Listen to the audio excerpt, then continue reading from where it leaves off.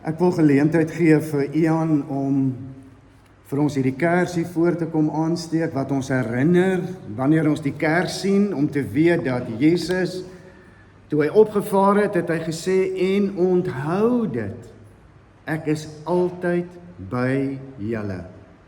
Onthou dit. Karen, as jy miskien die geloofsbelijdenis vir ons ook reg sal hê, dan gaan ons die oomblik as hierdie kers brand, en Ian is weer agter.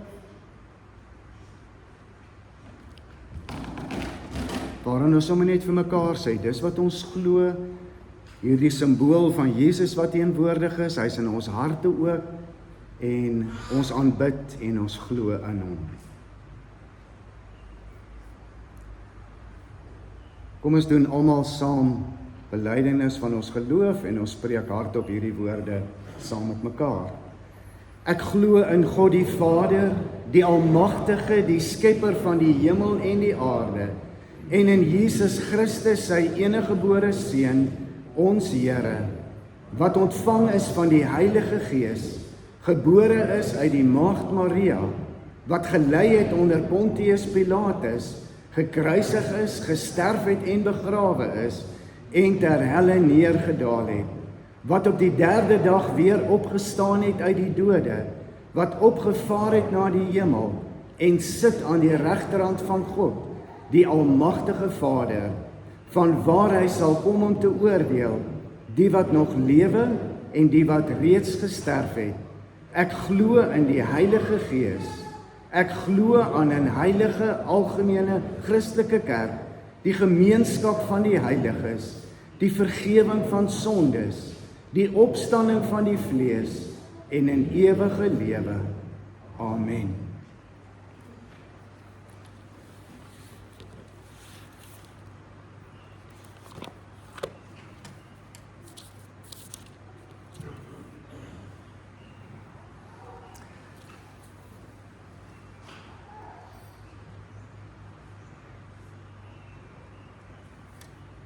Ek wil hê Leonie, nie, jy moet my verantwoordelik hou vir wat ek nou sê. Aan die einde van die diens, ek het iets verlede week verkeerd gedoen en ek wil dit net regstel. So steek net na die kollekte jou hand op of maak net iets dat ek net weer weet ek moet iets met julle familie, ek moet net regstel. Goed. Daar's 'n bosbouer wat sy bestaan uit bome maak. En dan het hy 'n woud geërf by sy pa en uit hulle familie uit, 'n woud wat al meer as 400 jaar in hulle familie se besit is, maar ook 'n woud wat nog vir baie jare in die familie se besit kan wees. Hoekom? Want hierdie bosbouer het 'n bepaalde uitkyk op sy werk as 'n bosbouer. En hy sê die werk van 'n bosbouer is om deel te wees van 'n ketting. Elke geslag, sê hierdie bosbouer, moet 'n keuse maak. Elke geslag kan besluit een van twee goeders. Of jy plunder of jy plant. So jy kan plunder deur jou woud wat jy gekry het, alles af te saag en baie vinnig ryk te word. Ons weet wat die uiteinde van so 'n keuse sal wees, want daar's mos nou niks om dit op te volg nie. Of jy kan besluit, maar kom ek plant 2 bome vir elke 1 boom wat ek afsaag. En so reken hierdie bosbouer, word jy deel van hierdie ketting waarin jy is. So hy saag bome af wat sy oupa grootjie geplant het. En bome wat hy plant, word dan weer afgesaag deur sy kinders of deur sy kleinkinders.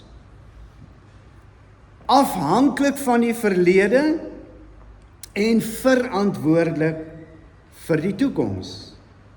Hy sê, ek is deel van so 'n ketting.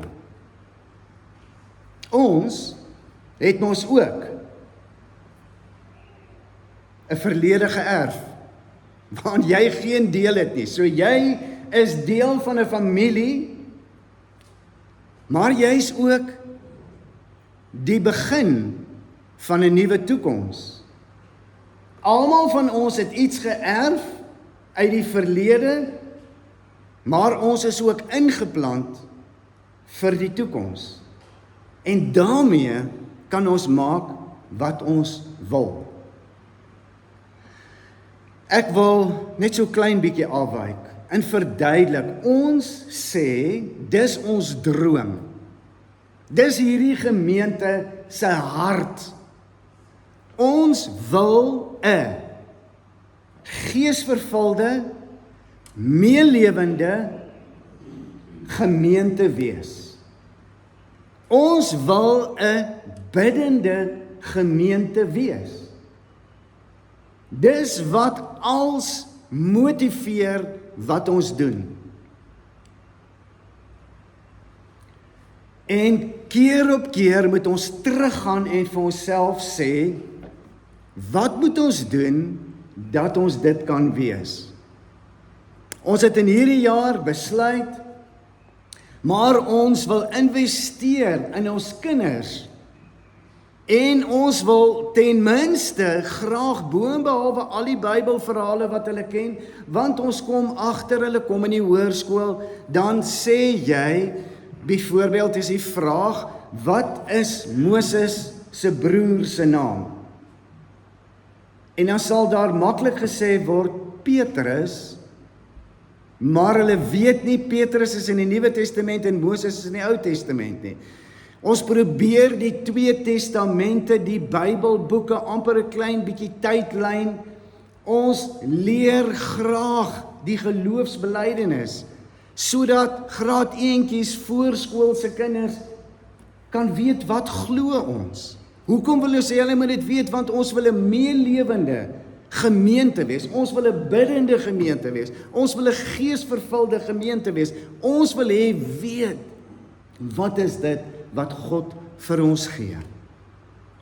Daarom verlede Sondag met die familiediens wat ons gevra het, wat die vraag was, wat is die eerste boek in die Bybel? En daar was 'n antwoord, en ek maak sommer die regstelling nou, daar was 'n antwoord gewees, Matteus, maar hulle leer die boeke van die Nuwe Testament, so dan was dit mos nou die eerste boek, en ek sê toe nee, wat is die Ou Testament, en toe verstaan hulle nie van die Ou Testament nie, wat mos nou bietjie ingewikkeld is, maak nie saak nie, so Anlia het hierdie vraag geantwoord, en sy gaan 'n sjokoladietjie, wat Ian daar agter het, gaan sy kry, so kry die sjokoladietjie op pad uit.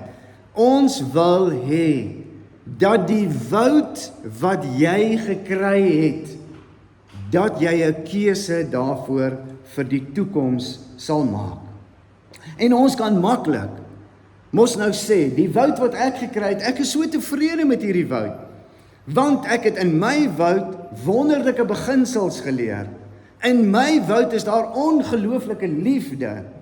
Ons sou kon sê, dat in my woud het my ouers en my grootouers vir my geleer van gebed, vir my vaste oortuigings daar gestel, bome vol lewenswaarhede, bome van beskerming, bome wat as voorbeelde dien, bome waar daar liefde is, waar daar vergifnis is, bystand is, sorg is. Dis die woud waaruit ek kom, dis hoe my woud lyk wat ek gekry het. Anders sou dalk sê, nee joh, my woud lyk glad nie so nie. My woud, daar's bome van armoede, daar's bome van skande, daar's bome van mishandeling. Die grond in my woud is geplunder, alles is afgesaag, dis verwoes, oeste is afgehaal, niks is teruggesit nie. In my woud is daar onverdraagsaamheid, daarom kan ek en sukkel ek om met mense te verdra en met hulle in vrede te lewe. In my woud is daar bome van slegsê, van verkleinering, geen belangstelling, hoë eise, geen vergifnis, geen liefde, geen ondersteuning. Daarom is die woud die oorsaak van ons pyn. en van ons gebrek aan inspirasie. Dalk sit ons vanoggend hier en sê, maar ek is glad nie trots op my erfenis nie. Skaam oor die woud waaruit jy kom, en jy wens dat hulle eerder hierdie woud afgebrand het, eerder as die effek wat dit op jou het. Daar's iemand in die Bybel wat uit so woud kom. Sy oupa was 'n moordenaar gewees, wat sy eie kinders misbruik het, daar waar hy gaan offer het. Sy pa was 'n skobbejak gewees, wat die plekke waar mense wou aanbid het, afgebrand het. En almal wat wou glo, het hy gespot oor hulle sogenaamde geloof. Die oupa en die pa was tipiese mans van daardie tyd. Hulle het na aanbiddingsgeleenthede gegaan. Dit was nie Christelike aanbiddingsgeleenthede nie, om die prostituie wat by die aanbiddingsplekke was, te kon ontmoet. By daardie plekke was siektes deur towenaars behandel en was daar geloof in sterre eerder as om God te aanbid. Bygeloof eerder as geloof. 'n donker tyd waarin hierdie man gebore is, 'n donker tyd vir die woud waaruit hierdie man kom wat ons nou gaan lees, 'n lelike bestaan wat hy gehad het. Wat doen jy as jou oupa toorkuns beoefen en jou pa 'n skurk is, wat die hele volk waaraan jy behoort, totaal korrup gemaak het? Jy kan of in hulle voetspore volg, of jy kan daaruit wegbreek.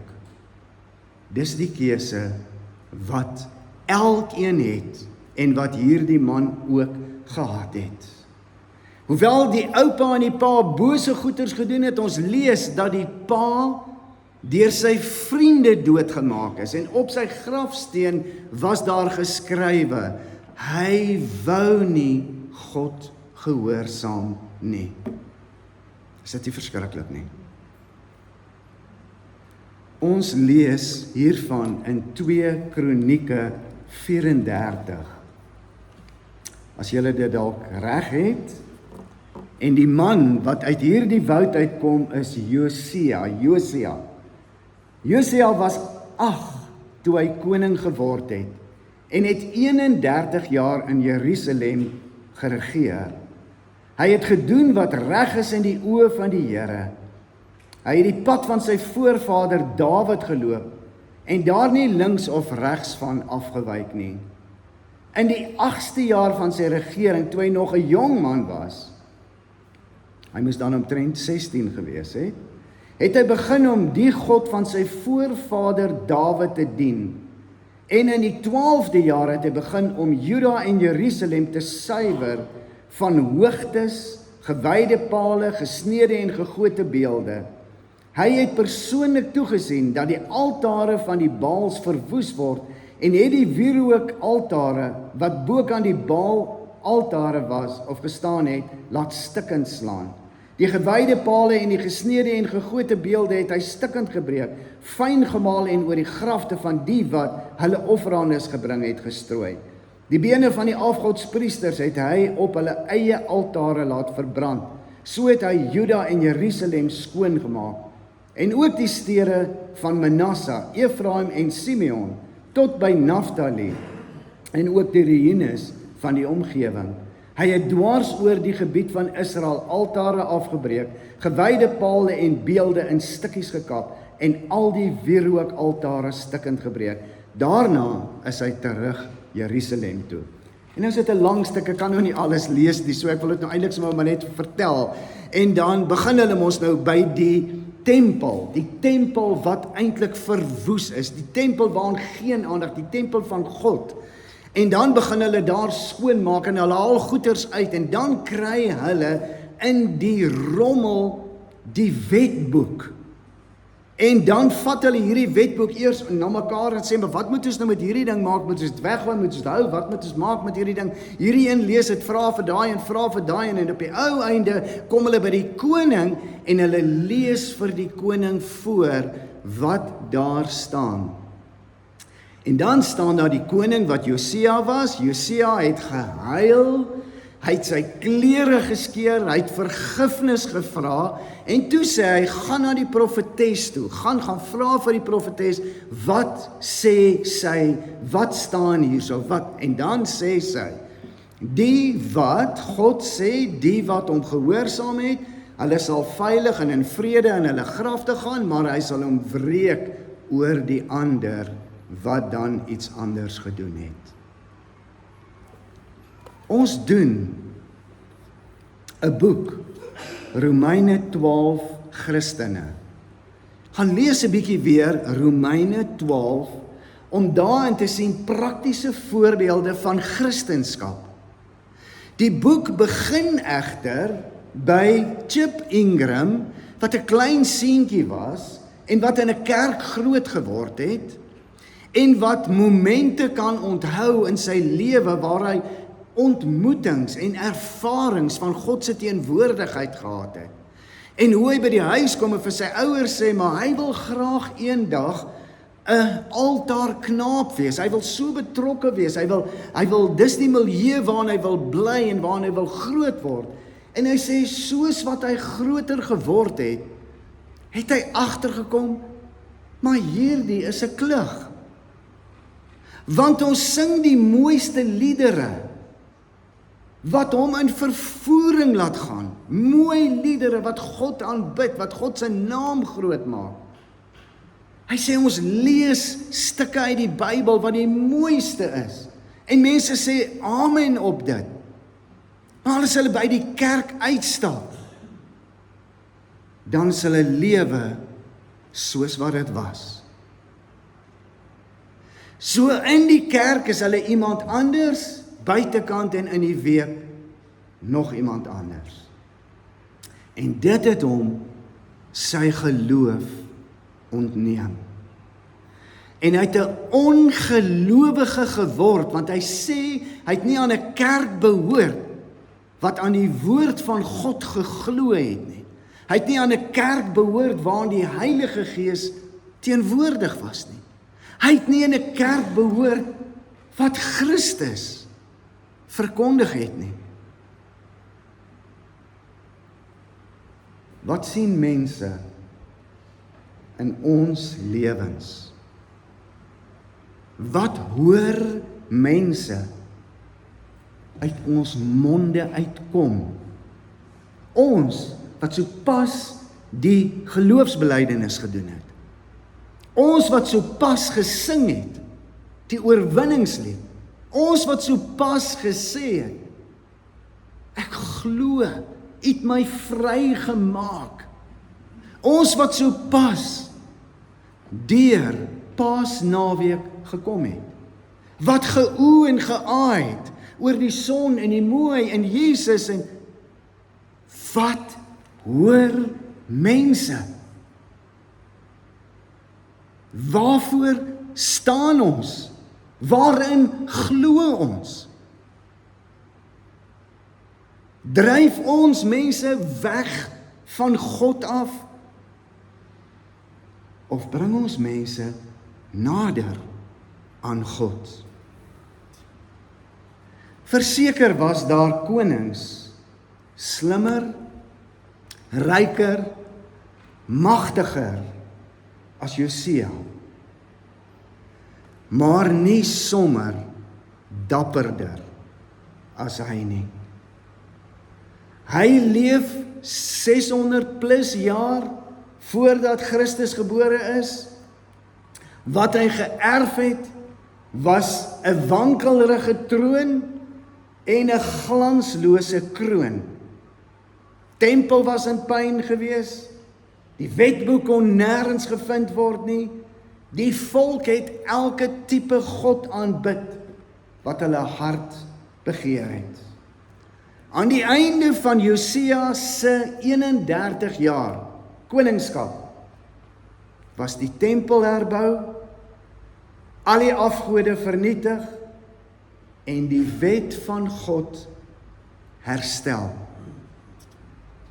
Die ketting was gebreek, die woud was teruggeëis, en nou is die vraag, hoe het hy dit reg gekry?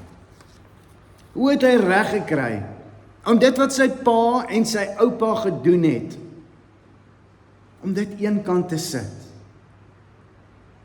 Josia stap in sy woud en besef heel eers, ek wil nie soos my pa wees nie. Ek wil nie soos my oupa wees nie. En dan soek hy in sy woud 'n navolgingswaardige boom, soos wie hy kan wees. En dan kom hy op een van sy voorvaders af, Dawid. En hy besluit, ek wil soos Dawid wees. En kies hy om die voorbeeld van Dawid te lewe. En dan brand hy al die altare af, en al die gewyde pale, beelde maak hy stikkend, maal dit fyn. Die bene van die afgodspriesters laat hy verbrand. En dan, as dit alles klaar is, gaan hy terug Jerusalem toe. En dan begin hy met die tempel. En dan begin hy skoonmaak. En dan ontdek hy die wetboek. En toe Josia hoor wat daarin staan, het hy berou oor wat gebeur het. 'n ganse geslag, 'n ganse volk, wat ten gronde gaan oor die optrede van 'n oupa en 'n pa. Maar hy maak 'n keuse om te sê, in my tyd gaan dit anders wees. In my tyd gaan dit nie so gaan nie. Miskien sou ons kon sê, is dit God se voorsiening? Dat Josia in daai tyd moes lewe? Ja, Josia het daar gelewe, want God wou hom gebruik om die volk op 'n ander pad te lei. Ek en jy, hoekom lewe ons? Hoekom is ons hier? Ons het ook 'n keuse. Ons kan ook aangaan.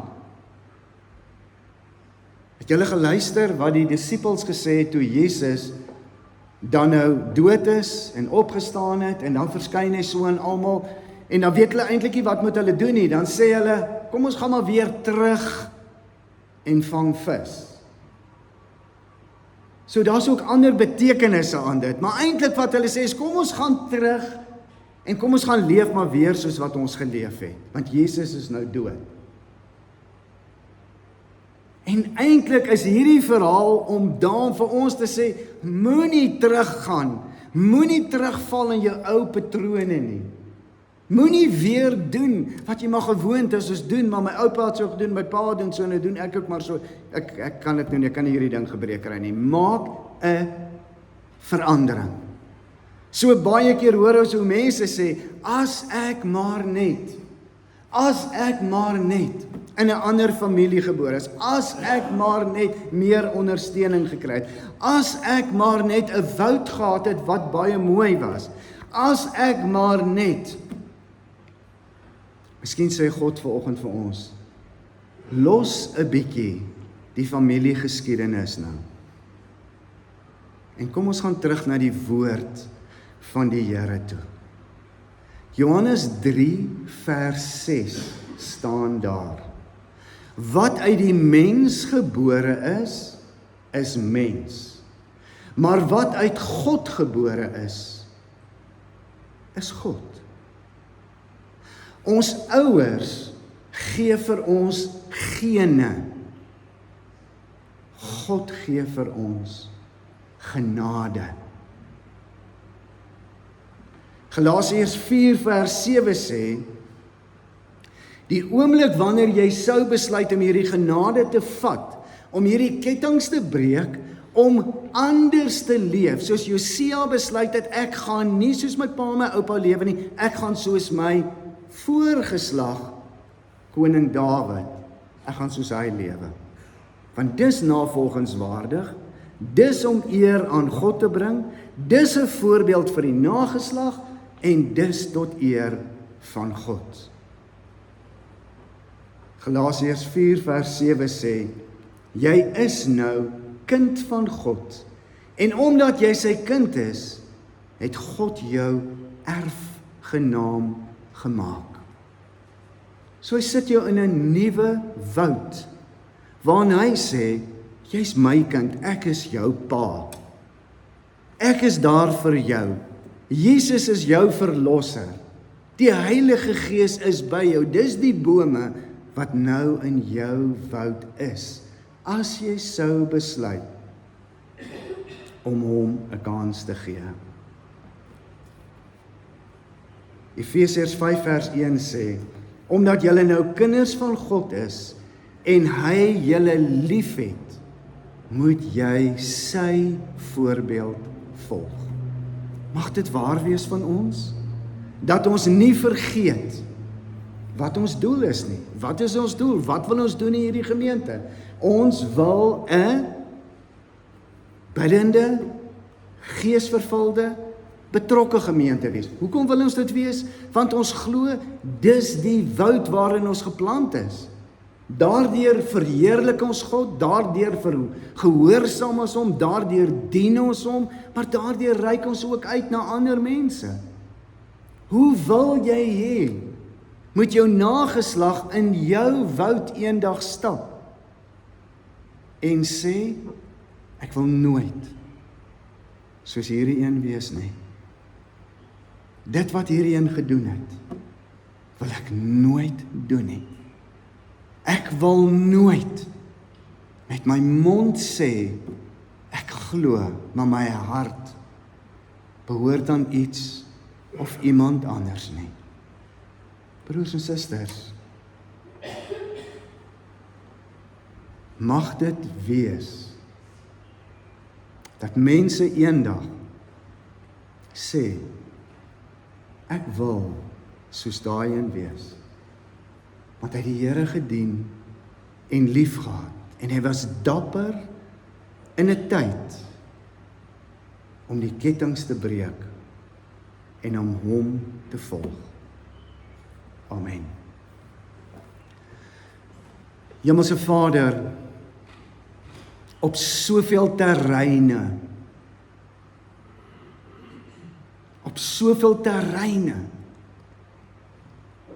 word u beledig. Is mense besig om te spot met u? Is mense besig in 'n tyd waarin ons lewe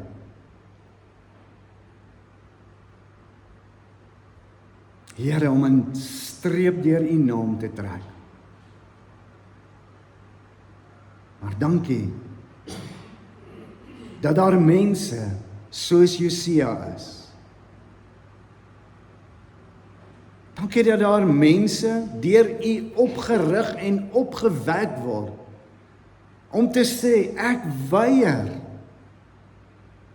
dat daai slegte goed 'n houvas op my lewe sal hê. Ek kom terug na God wat sê, wat uit God gebore is God. Is ewig. Is vir altyd. Dankie dat u in die woord sê, dat hulle wat u kinders is ook erfgename. Dankie dat ons in 'n nuwe woud kan lewe, waar u sê, ek het die wêreld so lief, ek het jou so lief, dat u u seun gegee het, En U sê elkeen wat in Hom glo, kry die ewige lewe. Help ons, Here, omdat ons kinders van U is, dat ons U sal gehoorsaam, dat ons U gebooie sal nakom, dat ons U voorbeeld, die voorbeeld van Jesus, sal volg. Graveer dit in ons harte, dat ons U kinders is. Graveer dit in ons harte, dat ons U gehoorsaam wil wees. En vat ons hand elke dag. Dankie vir dit wat Jesus gedoen het. Dankie vir die liefde van U wat ons Vader is. En dankie vir die Heilige Gees se werk, wat in oormaat in ons harte uitstort, dat ons U kinders is, dat U ons lief het, dat U ons vergewe het, dat ons 'n lewe tot in alle ewigheid het. Ons prys U daarvoor. Word verheerlik in ons gemeente. Ons bid vir hulle wat siek is. Ons bid vir hulle, Here, wat eensaam is. Ons bid vir hulle wat hoop verloor het. Ons bid vir hulle, Here, wat omstandighede het, wat hulle nie weet links of regs nie. Ons kom sê vir U dankie vir elkeen wat verjaar. Ons kom sê vir U dankie vir elke gebed wat U verhoor het. Sit U hand op ons, gebruik U ons en seën ons in Jesus se naam. Amen. Ons het geleentheid om die Here te dien met ons offergawes.